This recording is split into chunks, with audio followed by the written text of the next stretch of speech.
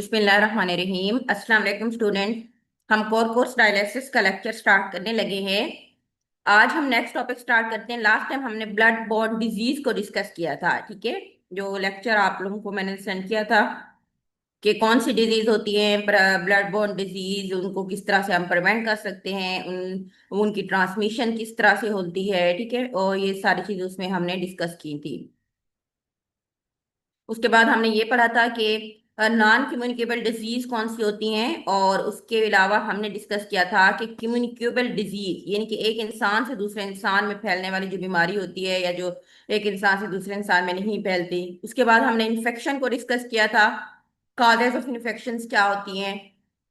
Then हमने देखा था कि इन्फेक्शन को हम टाइप्स देखी थी, किस तरह से हम इन्फेक्शंस को प्रिवेंट कर सकते हैं, ठीक है। और मोड ऑफ ट्रांसमिशंस, ये सारे जो है ना चीजें हमने डिस्कस की थी। स्टेजेस ऑफ इन्फेक्शंस पढ़े थे।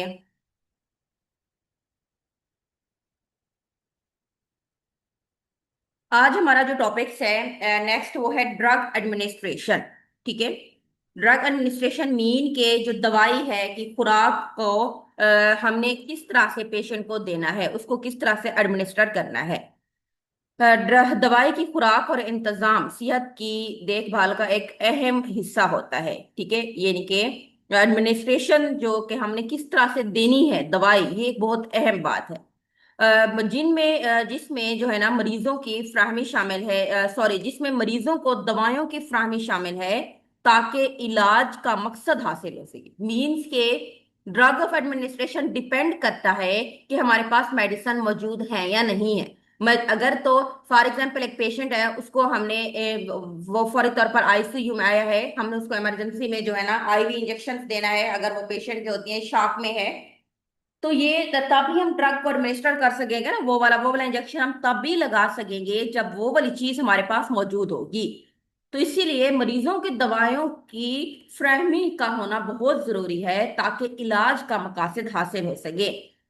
और उसके बाद जो है ना, ये जो है बहुत ही जो एडमिनिस्ट्रेशन होता का प्रोसेस है, ठीक है। इसके ऊपर ये एक सीरल मतबी यानी कि कंप्रिहेंसिव नोट है इसके प्रिंसिपल के ऊपर, जो दवाई की खसूसियात, मरीज की हालत और मतलूबा इलाज नताज से मुतासर होता है। यानी कि हमने कौन सी दवाई एडमिनिस्टर करना है, ये डिपेंड करता है कि दवाई है किस तरह की, मरीज की कंडीशंस क्या है, और हमें जो है ना किस तरह का उसका इफेक्ट चाहिए।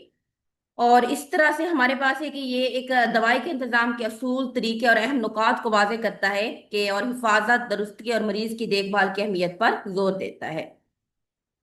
अच्छा, उसके बाद हमारे पास है principle of drug administration. Drug administration के जो प्रिंसिपल हैं, उसमें सबसे पहले नंबर पे है कि उसके अहम असूल क्या हैं। सबसे पहला है थेरेप्यूटिक ऑब्जेक्टिव, यानी कि जो हमारा मकसद है, हम दवाई दे रहे हैं और उसका आउटकम क्या आएगा, क्या नतीजा आएगा। जो तो अहम गोल होता है ड्रग एडमिनिस्ट्रेशन का, वो ये होता है कि हमें हमारा मकसद हासिल हो जाए, ठीक है। यानी कि इलाज का बुनियादी मकसद हासिल हो और उससे उसको साइड इफेक्ट कम से कम आए। सेकंड नंबर पे हमारे पास जो टाइप्स है वो है, I mean, individualised patient care, यानी कि हर एक बंदे की अपनी केयर होती है। इंडिविजुअलाइज का मतलब होता है कि जरूरी नहीं है कि अगर एक पेशेंट के लिए जो दवाई मैंने दी है और जिस तरीके से मैंने उसको दी है, इंजेक्शन लगाया है या टैबलेट लगाया है, तो वो ठीक हो गया है तो दूसरा बंदा भी उसी तरीके से ठीक हो जाए। ऐसा नहीं होता। बल्कि ड्रग एडमिनिस्ट्रेशन का मतलब होता है कि हर एक बंदे का अपनी हम अलग अलग केयर कर सकें, मरीज के मुताबिक होनी चाहिए। उम्र, मरीज का वजन, उसके अज़ा की कारकर्दगी, उसके ये है कि वो किसी चीज से उसको एलर्जी तो नहीं है, या दीगर चीजों को मद्देनजर रखकर फिर हम उसकी केयर करते हैं। तीसरे नंबर पे हमारे पास है सेफ्टी फर्स्ट, यानी कि जो अहम मकसद सबसे पहले है वो हमारा पेशेंट होना चाहिए। हम पेशेंट को वो वाली मेडिसिन दें, उस तरीके से दें जिससे पेशेंट सेफ रहे, उसको उससे रिस्क कम से कम हो, और एक प्रॉपर हम उसको डोज दें, ठीक है, ताकि वो फौरन ठीक हो जाए। उसके बाद है पेशेंट को एजुकेट करना बहुत जरूरी है। हमने उसको बताना है कि जो मेडिसिन ले रहा है कितना टाइम के लिए लेनी है, किस तरह से उसने लेनी है, और उससे उसको क्या फायदा होगा, अगर वो मेडिसिन नहीं लेगा तो उससे उसको क्या नुकसान हो सकते हैं। इन सारी चीजों के बारे में हमने पेशेंट को एजुकेट करना है। नेक्स्ट हमारे पास ये एथिकल कंसंट्रेशन, मीन्स के मेन चीज एथिक्स ना, कि हमने अखलाकियात का ख्याल रखना है। हमने ये देखना है कि ड्रग एडमिनिस्ट्रेशन एथिकल प्रिंसिपल के मुताबिक हो। पेशेंट का जो डाटा है हमने उसको अपने अंदर राज़दाना तौर पर रखना है, यानी कि कॉन्फिडेंशियल रखना है। उसकी इन्फॉर्म कंसेंट मीन पेशेंट की मर्जी लेनी है कि वो किस तरह का ट्रीटमेंट करवाना चाहता है, किस डॉक्टर से करवाना चाहता है, वो करवाना चाहता है नहीं, ये सारी चीजों को हमने मद्देनजर रखकर एथिकल कंसिडरेशन का ख्याल रखना है। ठीक है, ये था वो ड्रग एडमिनिस्ट्रेशन। ठीक है, इसकी डेफिनेशन और उसके प्रिंसिपल ही आपको आने चाहिए। और नेक्स्ट हमारे पास है 5 राइट ऑफ ड्रग एडमिनिस्ट्रेशन। ये कि जो ड्रग एडमिनिस्ट्रेशन, जब हम पेशेंट को कोई मेडिसिन लगाते हैं तो 5 चीजों का ख्याल रखना चाहिए। तो सबसे पहले नंबर पे है राइट। 5 आर राइट, यानी कि 5 आर। पहला राइट क्या है? राइट पेशेंट, यानी कि ठीक पेशेंट। सबसे पहले हमने आइडेंटिफाई करने कि पेशेंट क्या है, उसका नाम क्या है, डेट ऑफ बर्थ क्या है, उसका मेडिकल नंबर क्या है, उसके बाद हमने उसको मेडिसिन स्टार्ट करवानी है। Right medication. फिर दूसरी चीज हमने देखना है, पेशेंट को मैंने 100% कंफर्म कर लिया है कि ये ठीक पेशेंट है। अब उसको मैंने राइट मेडिकेशन देनी है, ठीक मेडिकेशन जो जस्ट उसके लिए है, उसकी ठीक है, ठीक उसको देनी है। Right dose. अब मेडिकेशन मैंने सिलेक्ट कर ली है, फॉर एग्जांपल मैंने कहा है कि मैंने इसको सिप्रो देनी है, या मैंने इसको पैराडॉल देनी है, या इसको मैंने अमोक्सल देना है। तो अब उसकी डोज राइट मैंने कैलकुलेट करनी है। अब डोज के मुख्तलिफ पैमाने होते हैं, जैसे कि वो डिपेंड करते हैं मुख्तलिफ फैक्टर्स के ऊपर। आप जैसे कि जो एक अडल्ट की नॉर्मल डोज होती है, वो वाली डोज हम बच्चों को और ओल्ड एज पेशेंट को नहीं दे सकते। ओल्ड एज पेशेंट के लिए और चिल्ड्रन के लिए जो डोज होती है वो हम कैलकुलेट करते हैं। इस तरह प्रेगनेंसी में भी हम डोज को कैलकुलेट करते हैं। तो ये सारी चीजें इसीलिए करते हैं ताकि राइट डोज हम पेशेंट को दे सकें। उसके बाद है राइट रूट। अगला आर जो है कि अब हमने ठीक तरीके से दे दिए। फॉर एग्जाम्पल कि एक मेडिसन है तो वो हमने देना है कि हम ओरल रूट से देंगे तो उसका इफेक्ट ज्यादा आएगा, या हम आईवी रूट से देंगे, आईएम रूट से यानी कि मसल्स में इंजेक्शन लगाएंगे, या वेन्स में लगाएंगे, या सबकोटिनस अंदर द स्किन लगाएंगे। ये डिपेंड करता है फॉर्मुलेशन के ऊपर, ठीक है, और जो हमें थेराप्यूटिक इफेक्ट चाहिए। नेक्स्ट हमारे पास है राइट टाइम। हमने हमेशा राइट टाइम के ऊपर मेडिकेशन देनी है। कहते हैं ना कि क्योंकि जब बीमारी 100% हो जाए तो तब ट्रीटमेंट इफेक्टिव नहीं होती। हमेशा इफेक्टिव ट्रीटमेंट वो होती है जिसको डिजीज के शुरू में ही डिजीज को डायग्नोज करके हम उस ट्रीटमेंट को स्टार्ट करें। तो राइट टाइम के ऊपर राइट मेडिकेशन देना बहुत जरूरी है। तो ये दवाई के इंतजाम के 5 हकूक थे। ठीक है, सही मरीज, सही दवाई, सही खुराक, सही रास्ता और सही वक्त। नेक्स्ट हमारे पास है मेथड ऑफ ड्रग एडमिनिस्ट्रेशन। मुख्तलिफ तरीकों से, आपको पहले भी पता है आप सबको कि मुख्तलिफ तरीकों से हम दवाएं पेशेंट को देते हैं, जैसा कि enteral route. Enteral mean oral administration. Orals में हम जिनके मुंह के थ्रू देते हैं, ये बहुत ज्यादा आसान तरीका होता है, इसमें पेशेंट को कोई तकलीफ नहीं होती, और ये बहुत सारी मेडिकेशन के लिए सूटेबल होता है। ठीक है, और इसमें काफी सारी चीजों का ख्याल रखा जाता है कि जब हम ओरल रूट के थ्रू कुछ ले रहे हैं तो उसको हमने फूड के साथ लेना है या नहीं लेना, खाली स्टमक लेना है या इसको दूध के साथ लेना है, पानी के साथ लेना है, इन सारी चीजों का हमने ख्याल करना बहुत जरूरी होता है। दूसरा इसमें आता है सब लिंगुअल एंड बक्कल एडमिनिस्ट्रेशन। सब लिंगुअल कहते हैं अंडर द टंग, यानी कि जबान के नीचे। आपने सुना होगा ना जो एंजीसेड के नाम से टैबलेट आती हैं, जो अंजाइना के पेशेंट्स को देते हैं, जो हार्ट की जो है ना रेट वगैरह को इंक्रीज करती हैं और नॉर्मल करती हैं, ठीक है, बीपी वगैरह। तो ये जो अंजाइना की मेडिसिन होती है ये हम जबान के नीचे रखते हैं, इनको हम कहते हैं सब लिंगुअल। और बक्कल का मतलब होता है जिनको मुंह में चबाते हैं, ठीक है, यानी कि जबान में नहीं रखते हैं ना, फौरी तौर पर मुंह में रख के इनको निगल लेते हैं, बल्कि थोड़ी देर ये मुंह में रहती हैं। जैसे कि ये कोई होती है ना मल्टी विटामिन कुछ टैबलेट्स होती है, या खांसी के जो टैबलेट्स वगैरह हमारे पास होती हैं, ये उसकी एग्जांपल्स में आ जाएगा।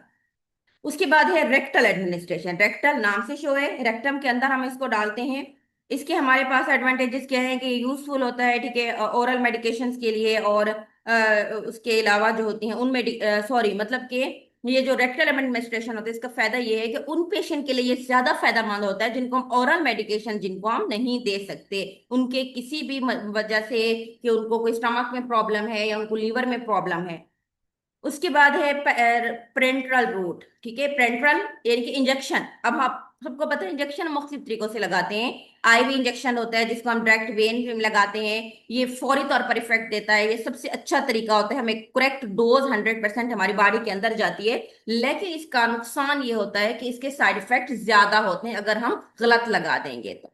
उसके बाद है आईएम इंट्रामस्कुलर जो होता है इंजेक्शन, मसल्स में लगाते हैं, वो बहुत सारी फॉर्मुलेशन के लिए सूटेबल होता है। ठीक है, और उसके बाद concentration pen eight injection site, वगैरह इसकी वजह से जो होती है हो सकता है पेशेंट्स को। सबक्यूटेनियस अंडर द स्किन, जिससे से इंसुलिन वगैरह के इंजेक्शन लगाते हैं। इंटरडर्मल का होती है डर्मल लेयर ऑफ स्किन के अंदर उसको लगाते हैं, जैसे वैक्सीनेशन वगैरह कराई जाती है, स्किन टेस्ट होते हैं। उसके बाद है टॉपिकल। टॉपिकल का मतलब होता है जो ऊपर लगाते हैं, यानी कि स्किन के ऊपर, ठीक है। जैसा कि डर्मल एडमिनिस्ट्रेशन उसको कहते हैं, स्किन में जो मेडिकेशन अप्लाई की जाती हैं, जैसे क्रीम, लोशन वगैरह, ऑयल, इस तरह की चीजें आती हैं।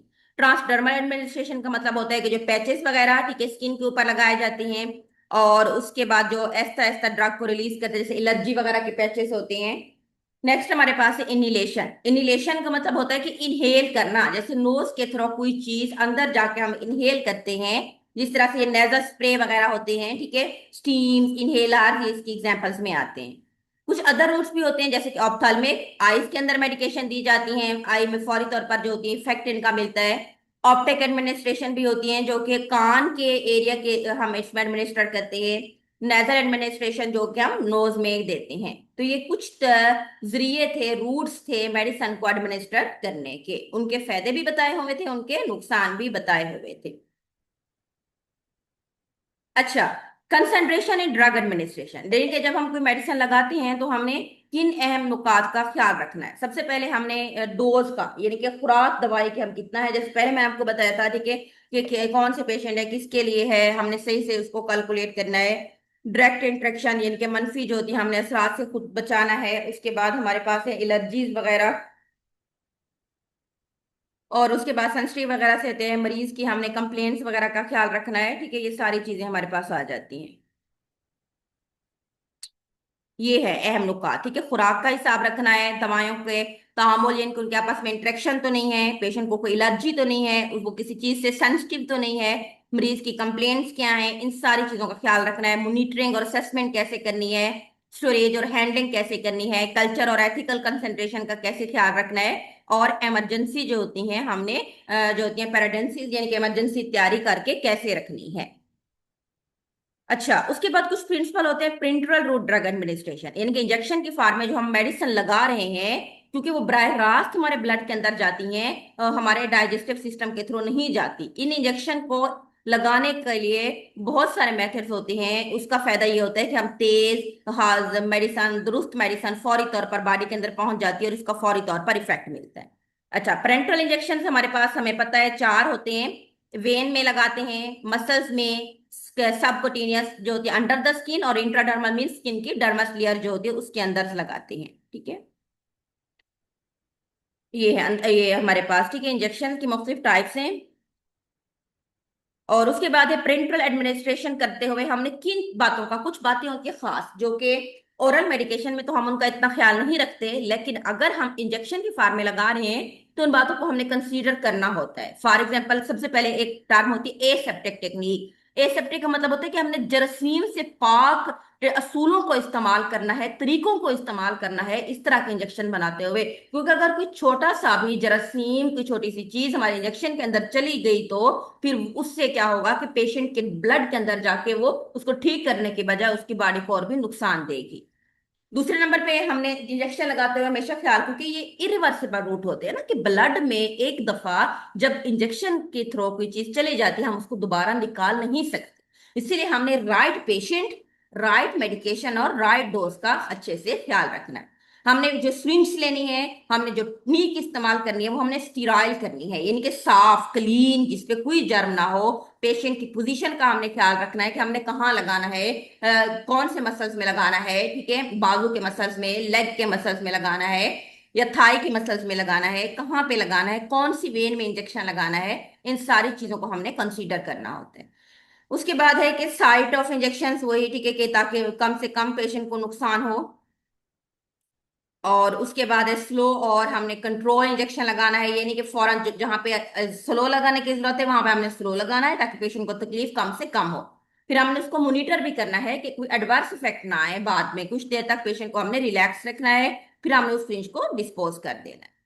इसके अलावा कुछ स्पेशल कंसंट्रेशन है, जैसे मैंने आपको पहले बताया था कि पेड्रिक एंड जेरिएट्रिक पॉपुलेशन, यानी कि बच्चे और बड़ों के लिए हमने खास किस्म की मेडिसिन बनानी होती है, खास किस्म की डोज देनी होती है, क्योंकि उनकी और अडल्ट की बॉडी की फिजियोलॉजी में बहुत फर्क होता है। प्रेग्नेंट और लैक्टेटिंग वुमेन के लिए भी जो बच्चों को माएं दूध पिलाती हैं या जो प्रेग्नेंट होते हैं उनके लिए भी हमें खास तरीके से डोज को अलग करना होता है, और पेशेंट को हमने एजुकेट करना होता है हर एक रूट्स के बारे में। ठीक है।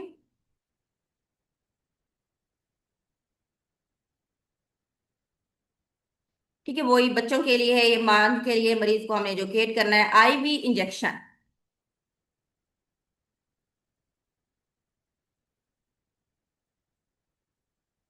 अच्छा, ये मुख्तलिफ आगे जो जो इंजेक्शन की टाइप्स है ना, ठीक है, उसके हर एक को अलग से उनके मेथड्स वगैरह बताए हुए हैं, वो हम इंशाल्लाह नेक्स्ट टाइम डिस्कस करेंगे। ठीक है, आज के लिए हमारे पास इतना काफी। अल्लाह हाफिज।